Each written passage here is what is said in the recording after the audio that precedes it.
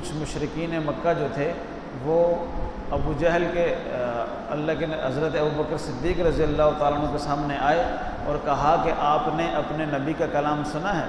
تو آپ نے فرمایا کہ انہوں نے کیا کہا؟ تو انہوں نے سورہ روم کی کچھ آیتیں سنائیں، الف لام میم غلبت الروم فی ادنی الارض وهم من بعد غلبهم سیغلبون۔ اس زمانے میں ایران ایک سپر پاور تھی فارس حکومت کے نام سے، اور ایک روم سپر پاور تھی۔ تو یہ دونوں بہت طاقتور حکومتیں تھیں، ان کی آپس میں کبھی کبھار لڑائی ہو جاتی تو کبھی ایک کا پلہ باری ہو جاتا کبھی دوسرے کا۔ تو اللہ کے نبی صلی اللہ علیہ وسلم کے اس زمانے میں جب آپ کی عمر تقریباً 47 سال یا 46 سال تھی، اس وقت ان کی لڑائیاں شروع ہوئیں تو ایرانیوں یعنی فارسیوں کا پلہ باری تھا، وہ ان کو شکستوں پہ شکست دیے جا رہے تھے، اور رومی جو تھے وہ اپنے علاقے چھوڑ کے بھاگ رہے تھے۔ رومی جو تھے وہ عیسائی تھے، اہل کتاب تھے، اور جو فارسی تھے وہ مشرکین تھے۔ تو یہاں مکہ کے اندر جو مشرکین تھے وہ بڑے خوش ہوتے تھے کہ ہمارے مذہب والے لوگ جیت رہے ہیں۔ تو انہوں نے اللہ کے نبی حضرت ابوبکر صدیق کو آ کے کہا کہ وہاں پہ مشرکین ہمارے ساتھیوں نے تمہارے اہل کتاب کو ہرا دیا، یہاں ہم تمہیں یہاں سے بھگا دیں گے۔ تو ابوبکر صدیق رضی اللہ تعالیٰ عنہ نے فرمایا کہ جب اللہ کا کلام تم مجھے سنا رہے ہو تو اس میں سچ ہے کہ یہ رومی غالب آئیں گے؟ تو انہوں نے کہا اگر یہ سچ ہے تو آپ ہمارے ساتھ شرط لگا لو۔ تو ابوبکر صدیق رضی اللہ تعالیٰ عنہ نے شرط لگا لی۔ شرط یہ لگی کہ 6 سال کے اندر اگر رومی واپس غالب آ گئے تو آپ مجھے 10 اونٹ دیں گے، 10 اونٹ، اور اگر ایرانی ہی غالب رہے تو میں آپ کو 10 اونٹ دوں گا۔ پھر آپ اللہ کے نبی کے پاس آئے اور سارا واقعہ سنایا تو اللہ کے نبی صلی اللہ علیہ وسلم نے فرمایا کہ قرآن کریم میں لفظ فی بضع سنین، بضع کا مطلب ہوتا ہے 3 سے 9 تک۔ تو آپ نے جو شرط لگائی ہے اس میں 6 سال کا ذکر کیا، یہ درست نہیں ہے، آپ اس کو بڑھا کے 9 سال کر دیں اور اونٹوں کی تعداد بھی بڑھا دیں۔ تو ابوبکر صدیق رضی اللہ تعالیٰ عنہ چلے گئے واپس اور کہا کہ میں شرط کو تجدید کرنے آیا ہوں کہ آپ 6 سال سے بڑھا کے 9 سال کر دو، اور اونٹ جو ہے وہ 100 کر دو۔ اگر آپ جیتے تو میں 100 اونٹ دوں گا، اگر میں جیتا تو آپ نے 100 اونٹ دیں۔ تو یہ واقعہ گزر گیا۔ پھر بڑے عرصے کے بعد یہ ابی بن خلف کے ساتھ آپ کی شرط لگی تھی، وہ مارا گیا، قتل ہو گیا۔ بڑے عرصے کے بعد رومی ایرانیوں پہ غالب آ گئے، اور اس وقت ابی بن خلف کے بیٹوں نے کہا کہ ہمارے ابا کی آپ کے ساتھ شرط تھی اور ہم شرط ہار گئے ہیں، اور یہ 100 اونٹ آپ لے لیں۔ تو اس زمانے تک جب یہ شرط لگی تھی اس وقت تک شرط لگانا حرام نہیں تھا، ناجائز نہیں تھا، لیکن جب یہ شرط کے اظہار کا واقعہ آیا تو اس وقت تک شرط لگانا حرام ہو چکا تھا۔ تو پھر حضرت ابوبکر صدیق نے اللہ کے نبی سے پوچھا کہ کیا کیا جائے؟ تو آپ نے فرمایا کہ 2 صورتیں ہیں، یا تو اونٹ لیے ہی نہ جائیں یا لے کے صدقہ کر دیا جائے۔ تو دونوں طرح کی روایتیں ملتی ہیں کتابوں میں، بعض روایتوں میں کہ آپ نے اونٹ لیے ہی نہیں، اور بعض میں اس طرح ہے کہ آپ نے اونٹ تو لیے لیکن لے کے پھر غریبوں میں صدقہ کر دیا۔ تو اسی طرح اس کے بعد جب حضرت خدیجۃ الکبریٰ کا بھی انتقال ہو گیا اور ابو طالب کا بھی انتقال ہو گیا، تو اللہ کے نبی صلی اللہ علیہ وسلم کے اوپر مظالم ان کے زیادہ ہو گئے، انہیں کوئی روک ٹوک کرنے والا نہ رہا۔ تھوڑے سے وقت کے لیے ابو لہب بھی آپ کے دفاع پہ مجبور ہوئے، انہیں بھی خاندانی تعصب جاگ اٹھا۔ جب لوگ بہت زیادہ آپ کو تکلیفیں دینے لگے تو ابو لہب نے کہا کہ اے بھتیجے تم اپنا کام کرتے رہو، میں تمہارا دفاع کروں گا۔ تو ابو جہل اور اس کے ساتھی ابو لہب کے پاس آ گئے اور کہا کہ آپ اس کا دفاع کیوں کر رہے ہو؟ یہ تو آپ کے والد کو جہنمی بتاتے ہیں، یعنی عبد المطلب کو جہنمی بتاتے ہیں۔ تو ابو لہب آ گئے آپ کے پاس اور سوال کیا اور کہا کہ آپ کا میرے ابا کے بارے میں کیا نظریہ ہے؟ تو آپ نے فرمایا کہ وہ اپنی قوم کے ساتھ ہے۔ تو وہ پھر چلے گئے ابو جہل کے پاس، تو ابو جہل نے کہا دیکھو انہوں نے لفظوں میں آپ کو گھما دیا، یہ قوم کے ساتھ ہونے کا کیا مطلب، وہ واضح کریں۔ تو پھر وہ دوبارہ چلا گیا اللہ کے نبی کے پاس، پھر پوچھا تو اللہ کے نبی صلی اللہ علیہ وسلم نے فرمایا کہ وہ چونکہ ایمان پہ نہیں تھے، ان کی قوم شرک پہ تھی، تو شرک والے سارے آگ میں ہی جائیں گے۔ تو یہ بات انہوں نے کہی تو ابو جہل نے پھر ساتھیوں کو پروپیگنڈے کے طور پہ کھڑا کر دیا کہ سارے کہنا شروع کر دو کہ یہ ابو لہب کے والد کو جہنمی بتا رہا ہے۔ تو اس طرح ابو لہب پھر دوبارہ آپ کا دشمن ہو گیا اور آپ کو دوبارہ تکلیفیں دینا اس نے شروع کر دی۔ تو اللہ کے نبی صلی اللہ علیہ وسلم نے سوچا کہ چونکہ میں نے دین کی دعوت پہنچانی ہے، نبی کی سب سے بڑی ذمہ داری تبلیغ ہوتی ہے، دین کو دوسروں تک پہنچانا یہ نبی کی سب سے بڑی سب سے اولین اور بنیادی ذمہ داری ہوتی ہے۔ سورہ الم نشرح میں اللہ نے پاک نے فرمایا کہ فَإِذَا فَرَغْتَ فَانصَبْ وَإِلَىٰ رَبِّكَ فَارْغَب۔ تو اس آیت کے ذیل میں بھی مفسرین نے لکھا ہے کہ نبی کی سب سے بڑی سب سے اہم ذمہ داری یہ ہوتی ہے کہ وہ اللہ کا پیغام لوگوں تک پہنچائے، یعنی کہ تبلیغ کرے۔ تو اللہ کے نبی صلی اللہ علیہ وسلم نے دیکھا کہ مکہ کے اندر رہنا مشکل ہے، مکہ کے لوگ جو ہیں وہ کسی طرح سے بھی بات ماننے کو تیار نہیں ہیں، تو دائیں بائیں کچھ علاقوں میں جائیں، ہو سکتا ہے وہاں کچھ لوگ اسلام کو قبول کر لیں اور مسلمانوں کا دفاع شروع کر دیں تاکہ ہمیں کوئی تقویت حاصل ہو۔ تو آپ پھر طائف کی طرف چلے گئے۔ طائف میں آپ کے ننیالی رشتہ دار تھے، یعنی آپ کے دادا کے ننیالی رشتہ داری تھی، آپ کے والد کی ننیالی۔ وہاں 3 بڑے سردار تھے، عبد یالیل، مسعود اور حبیب۔ یہ تینوں ایک ہی باپ کے بیٹے تھے۔ عمر بن عمیر بن عوف ثقفی اس کی اولاد تھے، اور یہ بہت طاقتور سردار تھا ثقفی قبیلے کا۔ اور یہ لوگ جو ہے قریش کے ہم پلہ تصور کیے، جتنا طاقت قریش کو تھی اتنی طاقت طائف کے ان لوگوں کی تھی۔ اسی وجہ سے ایک موقع پہ مشرکین نے اللہ کے نبی سے کہا تھا کہ آپ سمجھتے ہو کہ آپ نبی ہو؟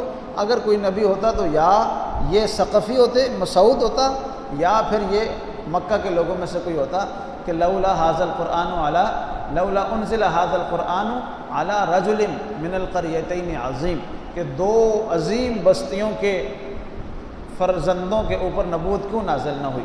تو ایک عظیم بستی طائف اور دوسری عظیم بستی مکہ۔ طائف میں لات ایک بت تھا، اس کی پوجا کی جاتی تھی، مکہ میں حبل بت تھا، اس کی پوجا کی جاتی تھی۔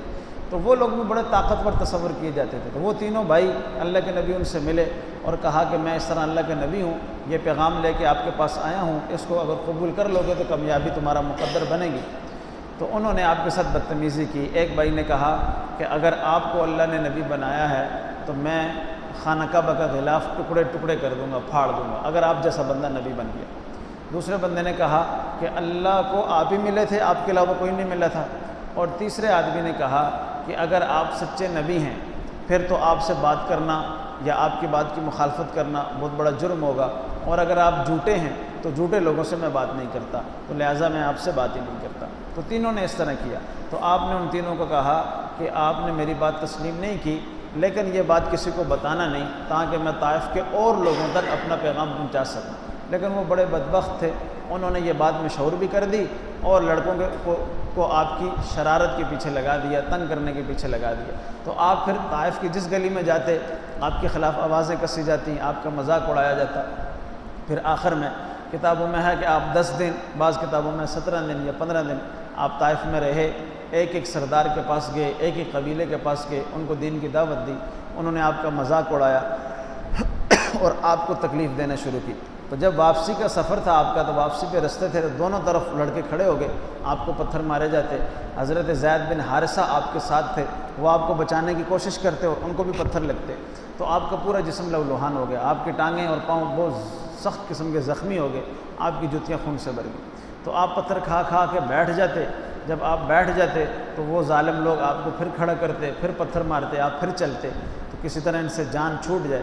تو آخر میں آپ بالکل نڈال ہوئے، تو زید بن حارثہ آپ کو اٹھا کے جلدی جلدی آگے چلے گئے، تو ان کی حد سے باہر نکلے تو وہ لوگ پیچھے واپس ہو گئے۔ تو وہاں ایک انگور کا باغ تھا، وہاں آپ نے تھوڑی دیر کے لیے پناہ لی۔ وہ قریشی سرداروں کا تھا، عتبہ کے بیٹے شیبہ اور ولید۔ تو شیبہ اور عتبہ وہاں موجود تھے، انہوں نے دیکھا تو انہیں بھی ترس آ گیا، حالانکہ وہ بھی آپ کے دشمن تھے۔ تو ان کا ایک غلام تھا جس کا نام تھا عداس کو انہوں نے انگور دے کے بھیجا کہ جاؤ اس شخص کو انگور دے دو۔ تو اس نے جب آپ کے سامنے انگور پیش کیا تو آپ نے بسم اللہ الرحمن الرحیم پڑھ کے کھانا شروع کیا۔ تو اس نے کہا کہ یہ کلمہ تو یہاں کے لوگ نہیں پڑھتے، آپ کون ہیں اور کہاں سے آئے ہیں؟ تو آپ نے فرمایا میں مکی ہوں اور میرا نام محمد بن عبداللہ ہے اور میں اللہ کا رسول ہوں۔ تو اس عداس نے کہا کہ میں نے تورات میں بھی پڑھا، انجیل میں بھی پڑھا، آپ کی صفات میں نے پڑھی ہیں، تو آپ واقعی سچے اللہ کے نبی ہیں۔ تو آپ نے اس سے پوچھا کہ آپ کہاں کے رہنے والے؟ اس نے کہا میں عداس ہوں، نینوا کا رہنے والا۔ تو آپ نے فرمایا ہاں بالکل، نینوا میرے بھائی یونس علیہ السلام کی بستی ہے۔ تو پھر وہ بڑا حیران ہوا، اس نے کہا آپ یونس کو کیسے جانتے ہیں؟ جبکہ میں جب اپنے علاقے سے نکلا تھا تو صرف 10 بندے بھی نہیں تھے جو یونس علیہ السلام کو جانتے ہوں، تو آپ کیسے جانتے ہیں؟ تو آپ نے فرمایا میں چونکہ اللہ کے نبی ہوں تو اللہ نے مجھے بتایا کہ وہ میرے بھائی ہیں، وہ بھی نبی تھے اور میں بھی نبی ہوں۔ تو یہ شخص بڑا متاثر ہوا، اس نے آپ کے ہاتھ کو، پاؤں کو بوسہ دیا، آپ کے ماتھے پہ بوسہ دیا، اور کتابوں میں ہے کہ یہ شخص وہاں پہ ایمان لے آیا، مسلمان ہو گئے، صحابی بن گئے۔ تو وہاں دور سے اس کے آقا مالک دیکھ رہے تھے، وہ عتبہ اور شیبہ، انہوں نے کہا کہ یہ ہمارا غلام بھی اس کے سحر میں گرفتار ہو گیا۔ اس کو بلا کے انہوں نے ڈانٹا کہ آپ ایسا کیوں کر رہے ہو؟ تو اس نے کہا کہ روئے زمین پہ ان سے سچا آدمی، ان سے بہتر آدمی اس وقت کوئی نہیں ہے، اس لیے میں نے ان کے ہاتھ پہ بوسہ بھی دیا، ان کے پاؤں پہ بوسہ دیا۔ پھر بعد میں غزوہ بدر جب ہوا تو یہ سب غزوہ بدر میں گئے، عتبہ گیا، شیبہ گیا، ولید گیا، یہ سارے وہاں قتل ہو گئے۔ تو ان کو اس اداس نے بہت روکا، کہا کہ ان کے مقابلے میں نہ جاؤ، یہ سچے نبی ہیں، ان کے مقابلے میں تو پہاڑ بھی نہیں ٹک سکتا، تو آپ کیسے ٹک پاؤ گے؟ چونکہ ان کا نوکر تھا، وہ بڑا خیال کرتے تھے، اس لیے اس کی کوشش تھی کہ میرے آقا بچ جائیں، یہ بھی قتل نہ ہو، تو بڑی کوشش کی، لیکن ان کی موت لکھی تھی، اس لیے وہ گئے اور کفر کی حالت میں قتل کر دیے گئے۔ تو اداس نے آپ کا بڑا خیال کیا اور آپ پھر وہاں سے واپس چل دیے۔ رستے میں نخلا کا مقام آتا تھا، اس مقام پہ آپ کی جنوں سے ملاقات ہوئی۔ اب دو قسم کی روایتیں ہیں، ایک یہ ہے کہ شروع اسلام میں جب جنوں کے لیے دروازے بند ہو گئے تھے آسمانوں کے، تو اس وقت جنہوں نے تلاش کیا کہ دنیا میں کیا نیا واقعہ رونما ہوا، تو آپ تک پہنچ گئے کہ یہ نئے نبی ہیں جن کی وجہ سے دروازے بند کر دیے گئے۔ تو ان میں سے کچھ جن آپ سے ملے، آپ نے سورہ جن سنائی، وہ مسلمان ہو گئے، انہوں نے پھر جا کے اور جنوں کو بتایا۔ تو یہاں نخلا کے مقام پہ روایتوں میں ہے کہ 12,000 سے زائد جن آپ کے پاس آئے۔ آپ کی ایک روایت میں ہے کہ یہ زید بن حارثہ ساتھ تھے، دوسری روایت میں ہے کہ ایک اور سفر میں حضرت عبداللہ بن مسعود آپ کے ساتھ۔ آپ نے اس طرح دائرہ لگا کے ان کو بٹھا دیا کہ باہر نہیں نکلنا، اور آپ جنوں کے ساتھ پہاڑی پہ چلے گئے، وہاں بات چیت کی۔ سورہ احقاف کے آخری رکوع 26ویں پارے میں ذکر ہے، یستمعون القرآن فلما حضروہ قالوا انصتوا فلما قضی ولوا الی قومہم منذرین، کہ وہ اللہ کے نبی کے ہاتھ پہ اسلام قبول کر کے اپنے علاقے کے لوگوں کو وہ ڈرانے کے لیے چلے گئے۔ تو وہ کافی تعداد تھی ان کی، تو انہوں نے آپ سے ملاقات کی، باتیں کی اور آپ کے ہاتھ پہ اسلام قبول کیا۔ تو ایک کتاب میں کسی زمانے میں پڑھا تھا، مجھے یاد نہیں رہا، واقعہ اس طرح پڑھا تھا کہ کسی بادشاہ کے دور میں، شاید عمر بن عبدالعزیز کا زمانہ تھا یا کسی اور خلیفہ کا، تو علماء کی مجلس تھی، اس مجلس میں کسی حدیث پہ گفتگو ہو رہی تھی کہ آیا یہ حدیث درست ہے یا نہیں، اس کی سند صحیح ہے یا نہیں۔ تو اس محفل میں ایک آدمی بیٹھے تھے جو بہت بزرگ ہو چکے تھے، بہت بوڑھے ہو چکے تھے، ان کی پلکیں بویں ان کی بھی یہاں تک آ چکی تھی، اتنے بوڑھے ہو چکے تھے۔ انہوں نے اپنی پلکیں اٹھا کے پیچھے کی اور کہا کہ بالکل جب اللہ کے نبی نے یہ حدیث ارشاد فرمائی تھی میں وہاں موجود تھا۔ سارے حیران ہو گئے کہ اتنا عرصہ گزر چکا، کوئی صحابی دنیا میں باقی نہیں، تابعین دنیا سے چلے گئے، تو یہ کون شخص ہے جو کہہ رہا ہے کہ میں اس زمانے میں موجود تھا؟ تو وہاں لوگوں نے ان سے پوچھا تو انہوں نے کہا کہ میں جنوں کی قبیل سے ہوں اور میں سلمان علیہ السلام کے زمانے سے زندہ ہوں۔ تو جنوں کی کافی عمریں ہوتی ہیں، 1000 سال یا اس سے زائد عمریں ہوتی ہیں، تو وہ جو جن تھے وہ صحابی جن تھے، انہوں نے اللہ کے نبی سے حدیث سنی تھی۔ تو اس طرح اس نخلا کے مقام پہ کافی جنوں سے ملاقات ہوئی اور انہوں نے اسلام قبول کیا، اور پھر اللہ کے نبی صلی اللہ علیہ وسلم واپس چلے گئے، لیکن مکہ میں داخل نہیں ہوئے، کیونکہ جب آپ مکہ سے نکلے تھے تو مکہ کے لوگوں نے آپس میں جرگہ کر کے مشاورت کی اور کہا اب ان کو مکہ میں داخل نہیں ہونے دینا۔ چونکہ وہ 3 بھائیوں نے خبر پہنچا دی تھی، اس لیے مکہ کے لوگ مزید دشمن ہو گئے تھے کہ ہمارے مقابلے میں غیروں کے پاس جا رہے ہیں اور ان سے مدد طلب کر رہے ہیں۔ تو ان لوگوں نے کہا کہ ہم انہیں مکہ میں داخل نہیں ہونے دیں گے۔ اب وہاں اللہ کے نبی صلی اللہ علیہ وسلم نے پھر ایک شخص کو رستے میں مل گیا، اس سے کہا کہ میرا پیغام لے کے چلے جاؤ 3 بندوں میں سے کسی ایک کے پاس، جو میری امان قبول کرے، مجھے امان دینا چاہے تو میں مکہ میں آ جاؤں۔ تو ایک اخنس بن شریق تھا، اس کے پاس بھیجا، اس نے کہا میں حلیف قبیلے سے ہوں، میں امان دے نہیں سکتا، دل تو میرا چاہتا ہے میں دوں لیکن میں نہیں دے سکتا۔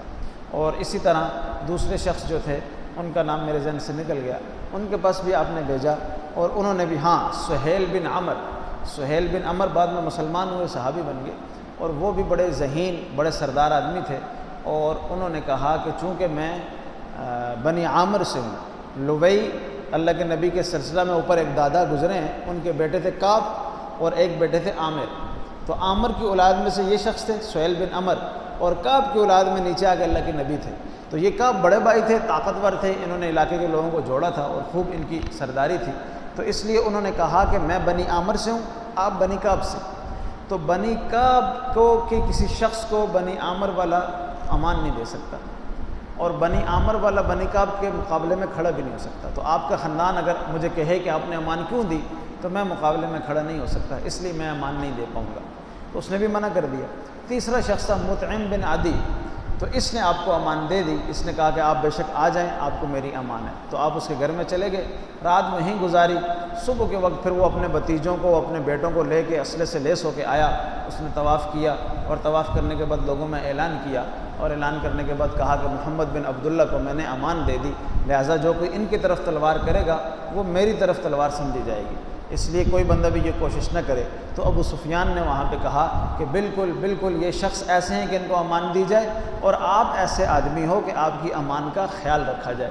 تو انہوں نے یہ بات کہی۔ تو اس طرح اللہ کے نبی صلی اللہ علیہ وسلم اپنے قبیلے کے علاوہ ایک اور شخص کی امان میں پھر رہے، پھر جو 3 سال آپ نے گزارے بڑی تکلیف کے گزارے، لیکن اس شخص کی امان میں گزارے، لیکن لوگوں کی بڑی کوشش تھی کہ آپ کو تکلیف دی جائے۔ انہوں نے پلاننگ بھی کی تھی آپ کو قتل کرنے کی، مکہ کے باہر کے ایک شخص کو انہوں نے تیار کر لیا تھا کہ آپ کو اتنے پیسے دیں گے، آپ نے قتل کرنا ہے، تو وہ بھی تیار ہو گیا تھا، لیکن اسے موقع نہیں ملا۔ اللہ کی حفاظت، اللہ کی طرف سے نبی کریم کی حفاظت ہوتی رہی۔ پھر آخر میں شیطان نے ان کو جو مشاورت بتائی تھی، جس میں وہ سب راضی ہوئے قتل کے لیے، جس کے بعد ہجرت کا واقعہ ہوا، وہ انشاءاللہ آگے سبق میں آئے گا۔ تو یہ واقعہ ہوا۔ تو اس واقعے میں، طائف کے واقعے کے بعد، اللہ کے نبی صلی اللہ علیہ وسلم بڑے دیر برداشتہ ہوئے، کیونکہ اتنا دکھ، اتنی تکلیف آپ نے زندگی میں کبھی نہیں دیکھی تھی۔ اور پھر غزوہ احد میں آپ کے چہرہ مبارک پہ کڑی گھس گئی لوہے کی، دندان مبارک شہید ہو گئے۔ اس وقت حضرت عائشہ نے آپ کے چہرے پہ راکھ لگائی اور پوچھا کہ آپ نے اس سے بھی زیادہ تکلیف دہ دن کبھی دیکھا ہے؟ تو آپ نے فرمایا ہاں، طائف کا جو دن تھا وہ اس سے بھی زیادہ سخت تھا، جب میں نے اپنے آپ کو طائف کے سرداروں کے سامنے پیش کیا تھا۔ تو وہ جو تکلیف تھی وہ اس غزوہ احد کی تکلیف سے بھی زیادہ تکلیف تھی۔ تو چونکہ اللہ کا ضابطہ ہے، جب اللہ تکلیف دیتے ہیں، پریشانی دیتے ہیں، تو پھر اس کا مداوع بھی دیتے ہیں۔ جتنی بڑی تکلیف ہوتی ہے پھر اتنا بڑا اجر ہوتا ہے۔ پھر ہر نبی کو اللہ نے کوئی نہ کوئی خاص مقام عنایت کیا، کسی کو اپنا خلیل بنایا، کسی کو کلیم بنایا، کسی کو حسن عطا کر دیا، کسی کو کیا عطا کیا، کسی کو کیا۔ تو ہر نبی کو ایک نہ ایک خاص چیز ضرور عطا کی۔ تو ہمارے نبی کو اس طائف کے واقعے کے بعد وہ خاص چیز عطا کی گئی، اسے کہتے ہیں واقعہ معراج، کہ آپ کو اللہ پاک نے معراج کروایا۔ اور یہ وہ عظیم الشان واقعہ ہے کہ نہ اولین و آخرین میں کوئی اس کا مصداق ہوا، نہ آئندہ کبھی کوئی آنے والا اس کا حقدار ہوگا، کہ یہ قرب کا وہ مقام ہے کہ جو جبرائیل علیہ السلام کو بھی عطا نہ ہو سکا اور کسی انسان کو بھی عطا نہ ہو سکا۔ تو یہ اللہ پاک نے اتنا بڑا مقام عطا کیا۔ تو اس سے پہلے قربانی بھی کافی بڑی اللہ کے نبی صلی اللہ علیہ وسلم نے دی۔ تو یہ دنیا کا ضابطہ ہے کہ آپ جتنی قربانی دیتے ہیں اتنا اللہ پاک آپ کو اجر دیتے ہیں۔ اور دین سراسر قربانی کا نام ہے، جو بندہ دین کے لیے جتنی قربانی دے گا اللہ اس کو اتنا اجر دیں گے۔ اور اس دور میں تو قربانی اتنی مشکل ہے ہی نہیں۔ اس دور میں تو قربانی کیا ہے جی، بیٹھ کے قرآن کی تلاوت کرنی ہے، تسبیح کرنی ہے، نماز پڑھنی ہے، کسی غریب کا خیال رکھ دینا ہے، صدقہ زکوٰۃ کر دینی، یہ بھی مشکل کام ہے آج کل کے دور میں۔ اس دور میں تو نہ کھانے کو کچھ ہوتا تھا، نہ پہننے کو کچھ ہوتا تھا، اور لمبے لمبے سفر کرنے پڑتے تھے، اور جنگیں لڑنی پڑتی تھی، روزہ رکھ کے غزوہ بدر کرنا پڑتا تھا۔ تو اتنی مشکلوں کے بعد اللہ اتنے مقامات سے نوازتے تھے۔ تو آج تو بڑی آسانیاں ہیں، اس کے باوجود ہمارے پاس دین کے لیے وقت نہیں ہوتا، دنیا کے سارے کاموں کے لیے وقت ہوتا ہے۔ تو اللہ پاک ہمیں ان باتوں کو سمجھنے کی توفیق دے۔ تو یہ جو معراج کا واقعہ ہوا، یہ اس طرح ہوا کہ اللہ کے نبی ام ہانی، آپ کے چچا زاد بہن تھی، حضرت علی کی بہن تھی، ان کے گھر میں آرام فرما تھے۔ تو اللہ پاک نے جبرائیل علیہ السلام کو بھیجا کہ میرے محبوب کو ملاقات کے لیے لے آئے۔ تو آپ آئے، انہوں نے جگایا، جگانے کے بعد آپ کو ساتھ لے گئے۔ تو براق سواری لائی گئی، وہ سواری کے اوپر آپ کو بٹھایا گیا۔ تو آپ کو پہلے مسجد اقصی لے جایا گیا۔ مسجد اقصی میں ایک پتھر تھا، اس پتھر میں حضرت جبرائیل نے، چٹان تھی، اس میں انگلی اس طرح کی تو وہ کڑا سا بن گیا جس میں جانوروں کو باندھا جا سکتا ہے۔ تو اس میں پھر آپ نے اپنی سواری کو باندھا۔ اندر گئے تو انبیاء کی صفیں تھیں، تو ان صفوں کے آگے اللہ کے نبی کھڑے ہوئے اور آپ نے نماز پڑھائی سارے انبیاء کو۔ اس وجہ سے آپ کو امام الانبیاء بھی کہا جاتا ہے کہ آپ نبیوں کے امام ہیں۔ اللہ پاک سارے نبیوں کو وہاں لے آئے تھے۔ اللہ پاک قدرت رکھتے ہیں، قبر سے بھی بندے کو لا سکتے ہیں، آسمانوں سے بھی لا سکتے ہیں۔ حضرت عیسیٰ آسمانوں پہ وہاں سے لے آئے، باقی انبیاء قبروں میں، قبروں سے لے آئے۔ اللہ پاک ہر طرح کی قدرت رکھتے ہیں، اپنے نبی کو گھر سے اٹھا کے لے گئے۔ تو اس طرح نماز، پھر وہاں سے آسمانوں کا سفر شروع۔ تو اس سفر کو اسرا کہتے ہیں۔ مکہ سے بیت المقدس کا جو سفر ہے یہ اسرا کہلاتا ہے، اور بیت المقدس سے آسمانوں کا سفر معراج کہلاتا ہے۔ اسرا کا مطلب ہے رات کا سفر، اور معراج کا مطلب ہے بلندی کا سفر۔ تو آپ چلے گئے، تو کتابوں میں ہے کہ جب آپ حضرت موسیٰ کی قبر کے قریب سے گزرے تو دیکھا وہ نماز پڑھ رہے ہیں۔ تو اس طرح نیچے بھی ملاقات ہو گئی۔ پھر جب اوپر آسمانوں میں گئے تو آسمانوں پہ بھی ملاقات ہو گئی۔ پہلے آسمان پہ گئے، تو وہاں حضرت آدم علیہ السلام سے ملاقات ہوئی۔ اب وہاں ہر دروازے جا کے دروازہ کھٹکھٹایا جا رہا ہے، جبرائیل ساتھ ہیں، اندر سے فرشتہ پوچھ رہا ہے کون؟ کہتے ہیں جبرائیل۔ ساتھ کون ہے؟ سب پتہ ہے، بتایا ہوا ہے۔ تو استقبال کا طریقہ ہے، آپ کو عزت دینے کا یہ طریقہ ہے۔ وہ پوچھنا آپ کے ساتھ اللہ کے رسول ہیں؟ فرمایا ہاں۔ فرمایا انہی کے لیے تو حکم دیا گیا دروازہ کھلنے کا، انہی کے لیے رستے آباد کیے گئے۔ تو اس طرح آپ جاتے گئے۔